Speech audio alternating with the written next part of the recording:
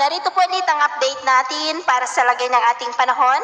Ngayong hapon po ng November 1, 2023 na kung saan sa ngayon ay patuloy pa rin na malakas ang bugso ng hanging amihan dito po sa northern part ng Northern Luzon at easterlies naman ang patuloy na umihip dyan po sa silangang bahagi ng Visayas at Mindanao at ang shearline naman o yung linya kung saan nagtatagpo ang malamig na amihan at mainit na easterlies ay umaabot po dyan sa silangang bahagi ng Isabela. At yung kaulapan naman po ng LPA na ating minomonitor ay nasa silangan po ng Southern Luzon pero pawala na po yan. Samantala atin muling babantayan ang panibagong LPA na nabuo dyan po sa may Micronesia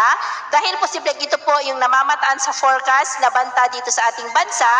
at ang development dito ang ating babantayan kung matutuloy po yan o hindi. At sa lagay po ng ating panahon, ngayong hapon ay maulap ang kalangitan na may mga pulupulong pag-ulan sa malaking bahagi ng Northern Luzon,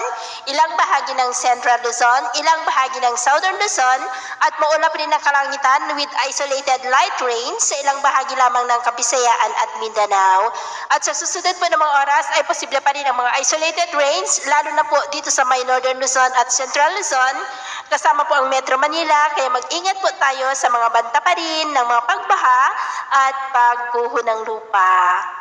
At sa atin naman pong mga baybayin,